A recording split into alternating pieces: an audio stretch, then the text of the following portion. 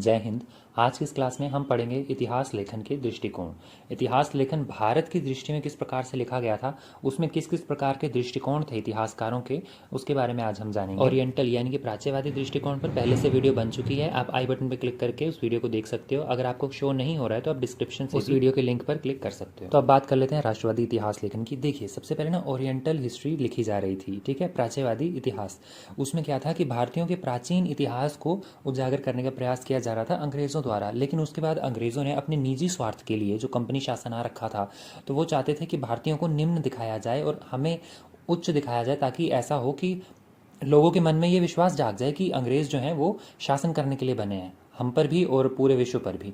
तो अंग्रेज़ों ने क्या किया, अब इतिहास को तोड़ना मरोड़ना शुरू कर दिया अपने अनुसार, जिससे कि वो कॉलोनियल टाइम पीरियड का इतिहास कहलाया, जिसे हम उपनिवेशवादी इतिहास भी कहते हैं। इसके बाद उपनिवेशवाद के समय कुछ बहुत ही गलत तरीके से हमारे इतिहास को प्रस्तुत किया गया, जिसकी वजह से हमारे भारतीय लोग जो थे, बुद्धिजीवी लोग, उन्होंने उसका विरोध जताया और विरोध करते करते उन्होंने एक और नई आइडियोलॉजी को प्रस्तुत किया, जो थी राष्ट्रवादी इतिहास लेखन। इसमें इन्होंने राष्ट्र के खोए हुए गौरव को फिर से उठाने के लिए, उसमें इतिहास जो खो चुका है हमारा, उसे फिर से उजागर करने के लिए इन्होंने इतिहास लिखना शुरू कर दिया, जो कि एक राष्ट्रवादी इतिहास। तो इसका आरंभ राजा राम मोहन रॉय द्वारा माना जाता है, क्योंकि उन्होंने एक मैगजीन पब्लिश की थी और वो मैगजीन महीने दो महीने पब्लिश होती थी, और उसमें ये राष्ट्र के जो खोए हुए इतिहास हैं उसके बारे में जानकारी देते थे लोगों को, हमारे गौरव को बढ़ाते थे। इन्हीं से प्रभावित होकर कई लोग इनके साथ जुड़ने लगे और कई लोगों ने राष्ट्रवादी इतिहास लिखना आरंभ कर दिया। अब इतना ज़्यादा राष्ट्रवादी इतिहास लिखा जा रहा था कि इसकी वजह से 1857 की क्रांति तक हो गई। 1857 की क्रांति का मुख्य कारण ही यही था कि एक तो राष्ट्रवादी इतिहास लिखा जा रहा था, और उससे में क्या हो रहा था कि अंग्रेज़ों द्वारा किए गए जो गलत काम हैं उन्हें उजागर किया जा रहा था, और हमारे द्वारा हमारा जो इतिहास भुला दिया गया है उसको भी फिर से लोगों को याद दिलाया जा रहा था। और ये सारी बातें हो रही थी हमारी भारतीय भाषा में, हो रही थी, इसलिए जनमानस जो है, आम जनमानस, वहाँ तक सही सही शब्दों में सारी बातें पहुँच रही थी। भारतीय लोगों में इतिहास लिखने की प्रेरणा, यानी कि राष्ट्रवादी इतिहास लिखने की प्रेरणा इन्हें 1784 में जागी, जब एशियाटिक सोसाइटी का गठन हुआ। इस सोसाइटी द्वारा अंग्रेज़ों ने कई प्रकार की खोजें की थी प्राचीन भारत के इतिहास पर, और उसकी वजह से हमारा जो इतिहास है ना, वो उभर कर सामने आया कि हम कितने गौरवशाली थे। तो उसी से लोग प्रभावित हुए और आगे फिर राष्ट्रवादी इतिहास लिखना आरंभ किया गया। भारतीय इतिहास लेखन के कुछ मशहूर इतिहासकार भी हुए, जिनमें आपको एग्जाम में लॉन्ग क्वेश्चंस में यदुनाथ सरकार और आरसी मजूमदार के बारे में पूछा जा चुका है, इसलिए वो हम आगे डिटेल में पढ़ेंगे।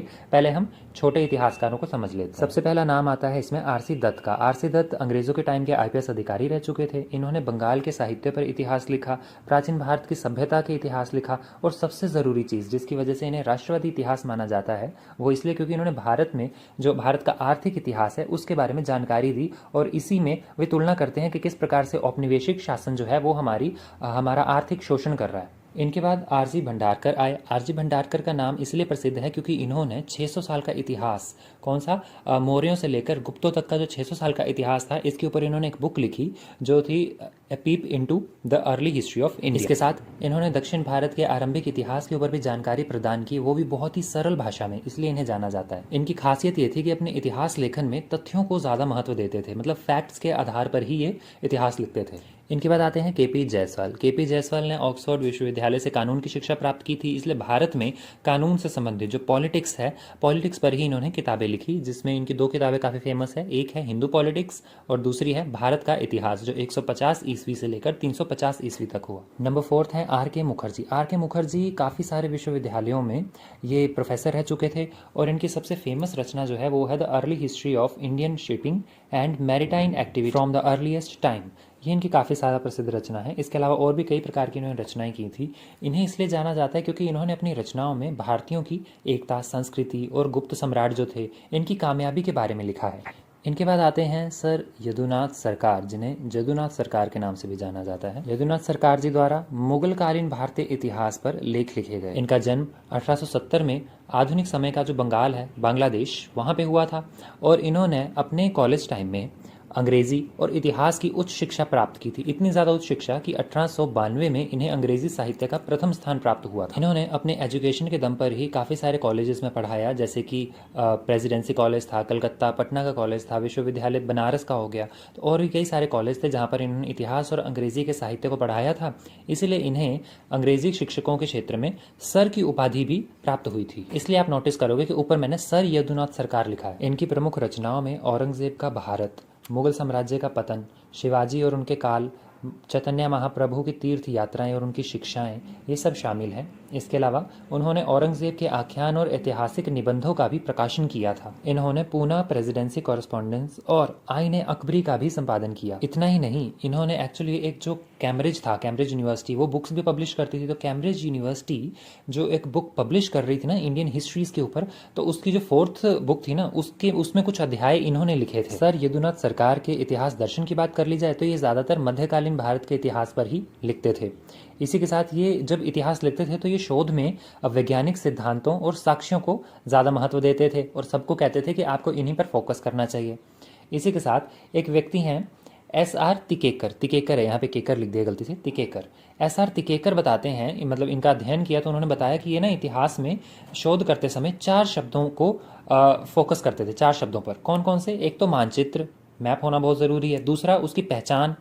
तीसरा कालानुक्रम, मतलब कि उसका टाइम पीरियड डिसाइड करना। और चौथा उसका पुष्टिकरण करना कि वो सही है या गलत है। इनके इतिहास दर्शन की सबसे अच्छी विशेषता ये है कि इन्होंने प्रशंसक भी होते थे उस समय, आलोचक भी होते थे, लेकिन इन पर कोई फर्क नहीं पड़ा। ये जो विषय है ना एग्जैक्ट वैसा ही लिखते थे जैसा हुआ था, तथ्यों के आधार पर बिल्कुल भी तोड़ मरोड़ नहीं की जाती थी। भले ही लोग मेरी आलोचना करें या मेरा समर्थन करें, इन्हें कोई फर्क नहीं पड़ता। जो लोग स्किप करने की सोच रहे हैं ना, मैं उन्हें बता दूं कि JN सरकार और RC मजूमदार, इन दोनों के ऊपर कंबाइंड क्वेश्चन 14 मार्क्स का एग्जाम में आ रखा है, वो भी रिसेंट एग्जाम में। और इसके ऑप्शन में इतिहास में सबाल्टर्न लेखन जो है उसके बारे में क्वेश्चन आ रखा है, जो मैंने पिछले वीडियो में आपको लिंक प्रोवाइड करवाया था, उसके बारे में इतिहास में सबाल्टर्न यानी कि शोषित वर्ग के बारे में बताना है। तो अब बात कर लेते हैं RC मजूमदार के बारे में। RC मजूमदार एक ऐसे इतिहासकार थे जिन्होंने प्राचीन भारतीय इतिहास, मध्यकालीन भारतीय इतिहास और आधुनिक भारतीय इतिहास तीनों पर गहन अध्ययन किया और तथ्यों के आधार पर इतिहास लिखा। इनके इतिहास लेखन की विशेषताएं क्या थी? तो ये व्यापक शोध करते थे और उसके बाद ही लेख लिखते थे। ये भारतीय विद्या भवन, एक बंबई में स्कूल था, स्कूल नहीं एक संस्था थी, तो उससे जुड़े हुए थे। उसके लिए इन्होंने 11 पार्ट्स में history and the culture of Indian people के बारे में ग्रंथ लिखा। और इसी के साथ इन्होंने प्राचीन भारत से लेकर महमूद तक का जो इतिहास है ना, उसके बारे में भी वर्णन किया। स्वतंत्रता आंदोलन पर भी इन्होंने फोकस किया। स्वतंत्रता आंदोलन कौन सा? 1857 की जो क्रांति हुई थी ना, इससे इन्होंने स्वतंत्रता आंदोलन कहा है। और इसके बाद इन्होंने भारत के उस इतिहास के बारे में लिखा जो भारत के बाहर था, यानी कि भारत के कोई एक टाइम था जब वो भारत के अधीन आते थे, लेकिन अब क्या है, वो भारत से अलग हो चुके, एक अलग देश बन चुके। कंबोडिया तक के भारत का जितना भी इलाका कंबोडिया तक फैला हुआ था, उन सभी के बारे में इन्होंने इतिहास लिखा, दक्षिण पूर्वी एशिया के बारे में। ये एक ऐसे राष्ट्रवादी इतिहासकार थे जिन्हें कुछ लोग राष्ट्रवादी इतिहासकार मानने से इनकार करते हैं। क्यों? क्योंकि वस्तुनिष्ठता पर आधारित थे। अब वस्तुनिष्ठा यानी कि बिल्कुल सत्य लिखना है। अब भले इतिहास में हमारी सभ्यता द्वारा कुछ गलत कर दिया गया हो, तो लिखना तो इन्होंने वही है जो हुआ है। ये कुछ और नहीं लिखना चाहते, तथ्यों को मरोड़ना नहीं चाहते। तो अगर कुछ गलत हुआ था और वो गलत चीज़ सामने आती है, तो इस समय राष्ट्रवाद पर कितना ज़्यादा बुरा असर पड़ सकता है। इन्हें उस चीज़ से कोई फर्क नहीं पड़ता। इन्होंने सीधा बोला कि मैं तथ्यों पर आधारित इतिहास लिखूंगा। इसी के साथ इन्होंने उन इतिहासकारों की आलोचना भी की जो लोग प्राचीन भारत का इतिहास लिखते हैं और बहुत ज़्यादा महिमा मंडन करते हैं, ज़रूरत से ज़्यादा महिमा मंडन करते हैं। उनके बारे में इन्होंने काफ़ी ज़्यादा आलोचना की। इन सभी चीज़ों के बावजूद भी भले ये निष्पक्ष रहे, बिल्कुल भी एक तरफा इतिहास नहीं लिखा इन्होंने, ये निष्पक्ष रहे, फिर भी इन्हें राष्ट्रवादी कहा जाता है। क्यों? क्योंकि इन्होंने भारतीय लोगों का इतिहास और संस्कृति नामक एक किताब लिखी जिसने भारतीयों में एक नई जागरूकता उत्पन्न की। तो ये थे हमारे राष्ट्रवादी इतिहासकार। अब बात कर लेते हैं मार्क्सवादी इतिहास लेखन के बारे में। तो मार्क्सवादी इतिहास लेखन कैसे आरंभ हुआ, इसके बारे में हम पिछले वीडियो में बात कर चुके हैं। फिर भी अगर किसी को याद नहीं है तो मैं बता देता हूँ कि कार्ल मार्क्स द्वारा इसका सिद्धांत प्रस्तुत किया गया था, वो भी वर्ग संघर्ष के नाम से। वर्ग संघर्ष क्या था कि अमीर सोसाइटी में 2 तरह के वर्ग हैं, एक अमीरों का, एक गरीबों का। अमीर लोग गरीबों का शोषण करते जाते हैं। अमीर कौन है? पूंजीपति। तो पूंजीपति लोग मजदूरों का शोषण करते जाते हैं और मजदूर और ज़्यादा कमज़ोर होते जाते हैं। तो इन दोनों के बीच में एक बड़ी खाई बन जाती है। लेकिन फिर भी एक दिन ऐसा आएगा जब ये मजदूर उठेंगे शासन करेंगे, उससे सोशलिस्ट बनेंगे सब लोग, और सोशलिज्म ही आगे चलकर कम्युनिज्म बन जाएगा। कम्युनिज्म जैसे कि आज चाइना और रशिया हम देखने को मिलता है हमें। कार्ल मार्क्स ने बताया था कि इतिहास में सबसे पहले दास प्रथा आई, उस जिसकी वजह से सामंतवाद बना, फिर सामंतवाद से पूंजीवाद में कन्वर्ट हुए, पूंजीवाद से साम्यवाद में कन्वर्ट होते जाएंगे ये लोग। अब देखना, ये लोग मानते थे कि अतीत में जितनी भी क्रांतियां हुई हैं वो सारी की सारी आर्थिक कारणों की वजह से ही हुई हैं। तो ये था मार्क्सवादी इतिहास दृष्टिकोण।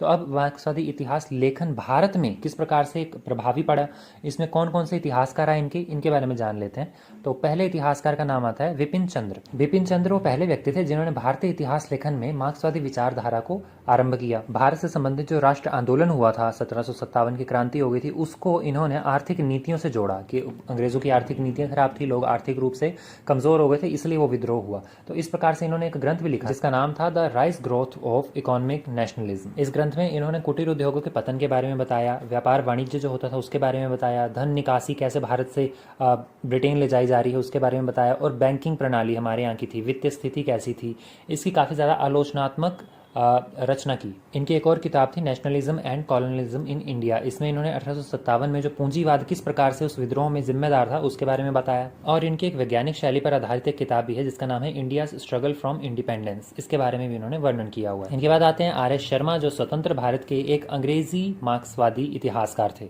इन्होंने अपनी किताब स्टडीज इन एंशिएंट इंडिया में बताया कि कैसे वैदिक काल में जो एक धर्म था, उस धर्म की वजह से नागरिक अधिकार जो थे वो वंचित रख कर दिए गए थे लोगों के। और उसके बाद भारतीय सामंती व्यवस्था के बारे में बात की जाती है जिसमें बताया जाता है कि सामंत जो थे वो किस प्रकार से गरीब वर्ग का शोषण करते थे। और इनकी तीसरी book urban Deccan in India, ये सबसे ज़्यादा फेमस है क्योंकि इसमें इन्होंने बताया है कि कैसे गुप्त काल में वाणिज्य, व्यापार, कला और नगर विकास अपनी चरम सीमा पर थे। इनके बाद आते हैं डी.डी. कौशाम्बी। तो डी.डी. कौशाम्बी भी एक मार्क्सवादी विचारधारक थे जिन्होंने भारतीय इतिहास के बारे में काफ़ी ज़्यादा जानकारी प्रदान की, जैसे कि जाति व्यवस्था के बारे में इन्होंने बताया, ब्राह्मणवादी प्रभाव के बारे में इन्होंने बताया, सिंधु घाटी सभ्यता में जो भारतीय समाज था उसके बारे में बताया, और इसी के साथ बौद्ध धर्म और जैन धर्म के उदय पर भी इन्होंने ध्यान केंद्रित किया।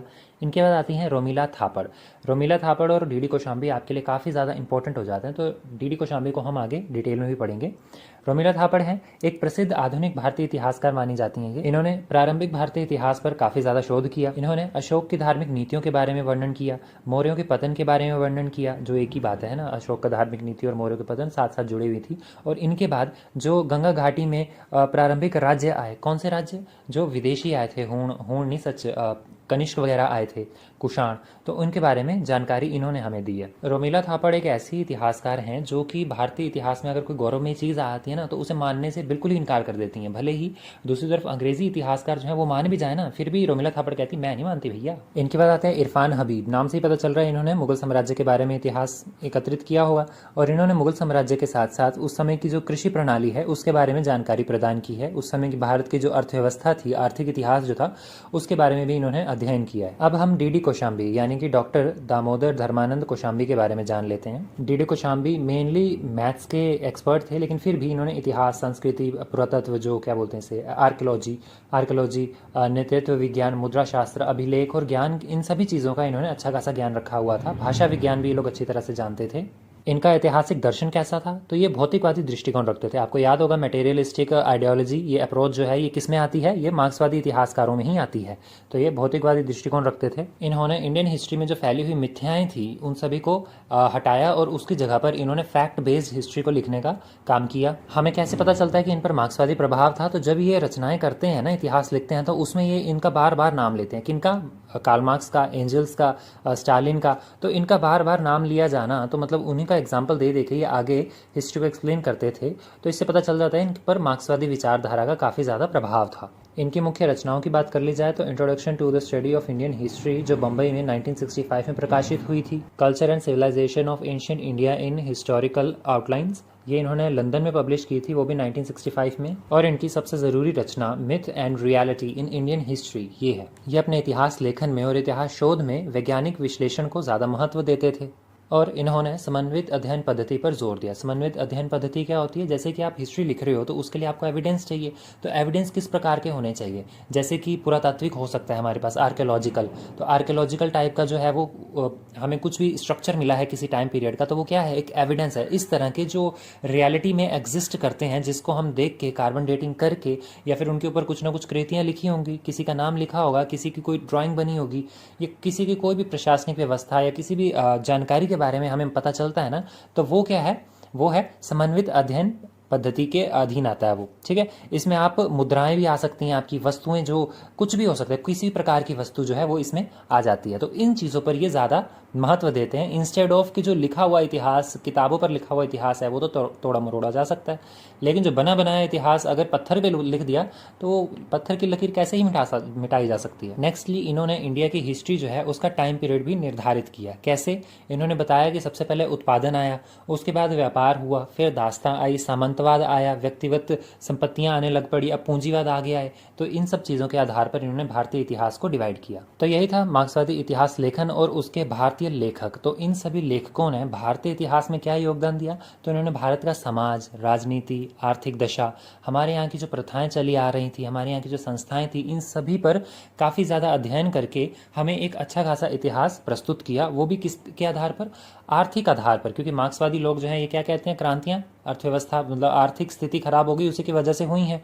तो वो आर्थिक आधार पर हमें क्या क्या जानकारी प्राप्त होती है वो हमें इन्होंने बताया है। इसके अलावा आप मार्क्सवादी इतिहास लेखन में रोमिला थापड़ के बारे में ज़रूर पढ़िएगा। आप अगर आप इंटरेस्टेड हो तो मुझे बता देना कमेंट सेक्शन में, मैं ही बता दूंगा, मैं ही पढ़ा दूंगा इनके बारे में, नहीं तो आप खुद से पढ़ लेना कहीं से। और इसके अलावा हमने जो ओरिएंटल राइटिंग्स, जो अभी पीछे मैंने आपको बताया था कि आपको लिंक मिल जाएगा, जिसे प्राच्यवादी इतिहास कहा गया है, तो प्राच्यवादी इतिहास में ना विलियम जॉन्स, इनका नाम काफ़ी ज़्यादा पूछा जाता है। तो इसके बारे में भी आपने एक बार रिसर्च कर लेनी है। नहीं होती है तो मुझे कमेंट सेक्शन में बता देना, मैं अलग से वीडियो बना के अपलोड कर दूंगा। इसके बाद भारतीय इतिहास लेखन में औपनिवेशिक दृष्टिकोण क्या था, इस समय आपको स्क्रीन पर दिख रहा होगा। नहीं दिख रहा है तो कमेंट सेक्शन में या फिर डिस्क्रिप्शन में आपको लिंक मिल जाएगा। तो इसके बारे में भी आपने पढ़ना है। इसमें जेम्स मिल और विंसेंट स्मिथ के बारे में आपको ज़्यादातर एग्जाम में पूछा जाता है। इसके बाद आपके लिए आज का क्वेश्चन है कि राष्ट्रवादी इतिहास लेखन का आरंभ किन के द्वारा किया गया था भारत में? तो आप कौन सा पता ही होगा। मिलते हैं नेक्स्ट क्लास में। जय हिंद।